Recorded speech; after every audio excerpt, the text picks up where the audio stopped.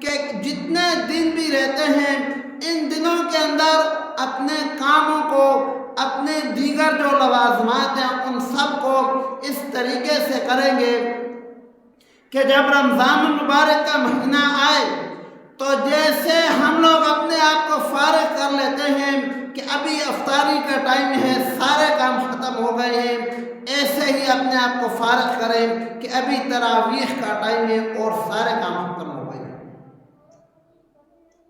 جیسے ہم باقی سارے کام نمٹا لیتے ہیں کہ ابھی افطاری کے ٹائم تک ہم نے فارغ ہونا ہے، ایسے ہی ٹائم نکالیں کہ رمضان المبارک کا مہینہ ہے، ہم نے کچھ نہ کچھ تلاوت ضرور کرنی ہے۔ جیسے صبح سحری کے وقت اٹھنے کا بندوبست کرتے ہیں، ایسے ہی بندوبست کر کے رکھیں کہ اللہ رب العالمین کا کچھ نہ کچھ ذکر اذکار ضرور کریں گے، بڑی برکتوں والا مہینہ ہے۔ ہم لوگ کھانے کے لیے اپنے آپ کو فارغ کر لیتے ہیں، افطاری کے لیے ٹائم نکال لیتے ہیں، سحری کے لیے بھی نکال لیتے ہیں، نماز کے لیے ہم ٹائم نہیں نکالتے، اور اس کی وجہ یہ ہے کہ ہمارے ذہن میں یہ ہوتا ہی نہیں ہے کہ نماز بھی پڑھنی ہے۔ قرآن کی تلاوت کے لیے ٹائم نہیں نکالتے، ہمارے ذہن میں ہوتا ہی نہیں ہے کہ قرآن بھی پڑھنا ہے۔ اللہ کے ذکر کے لیے وقت نہیں نکالتے، ہمارے ذہن میں ہوتا ہی نہیں ہے کہ اللہ کا ذکر کرنا ہے۔ سحری ذہن میں ہوتی ہے، اللہ رب العالمین ایسا انتظام فرما دیتے ہیں انسان سحری کو اٹھ جاتا ہے۔ افطاری ذہن میں ہوتی ہے، اللہ رب العالمین ایسا انتظام فرما دیتا ہے کہ افطاری کے وقت سارے کے سارے حضرات افطاری کے وقت گھر میں موجود ہوتے ہیں۔ تو جب یہ انتظام ہو سکتا ہے تو 5 وقت کی نماز کا اہتمام کیوں نہیں ہو سکتا؟ یہ اہتمام ہو سکتا ہے تو قرآن مجید کی تلاوت کا اہتمام کیوں نہیں ہو سکتا؟ ذکر اذکار کا اہتمام کیوں نہیں ہو سکتا؟ وہ بھی ہو سکتا ہے، لیکن پہلے ہم یہ سوچ کر رکھیں کہ ہم نے اس مہینے میں یہ کرنا ہے۔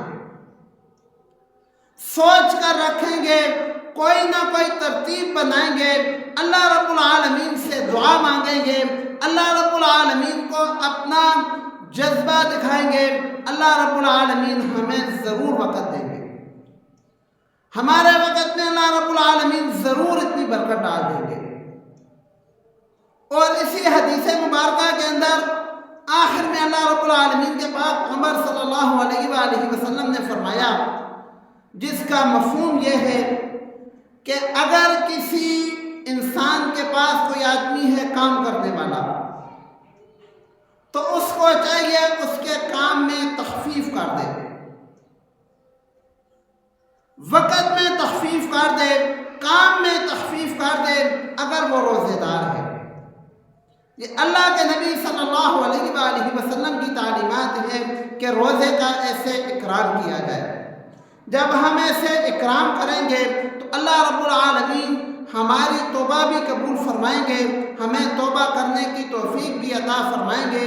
اور اگر ہم ویسے ہی اس مہینے کو بھی گزار دیں گے، ابھی سے کچھ نہیں سوچیں گے، رمضان شروع ہوگا تو پھر سوچیں گے، تو میرے بھائیوں پھر ہمارا سوچنا ایسے کرامت نہیں ہوگا۔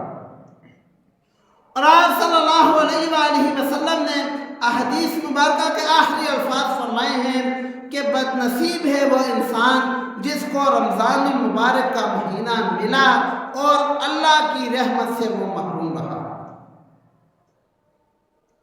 تو اللہ کی رحمت کو متوجہ کرنے کے لیے آج سے ہی یہ ذہن بنا لیں کہ انشاءاللہ اس رمضان کو ضائع نہیں ہونے دیں گے، اس رمضان المبارک کو کارآمد بنائیں گے، اس رمضان المبارک میں اللہ رب العالمین سے اپنے لیے بخشش مانگیں گے، بخشش کروائیں گے، اپنے والدین کے لیے بخشش مانگیں گے، اپنے اساتذہ کے لیے بخشش مانگیں گے، اپنے گناہوں کی بخشش مانگیں گے۔ اللہ رب العالمین کی رحمتیں پانی کی طرح، موسلادھار بارش کی طرح اس مہینے میں برستی ہیں۔ اللہ رب العالمین ہم سب کو اس مہینے کا اکرام کرنے کی اور اللہ رب العالمین کے آنے والے اس مہمان مہینے سے برکتیں سمیٹنے کی توفیق عطا فرمائے۔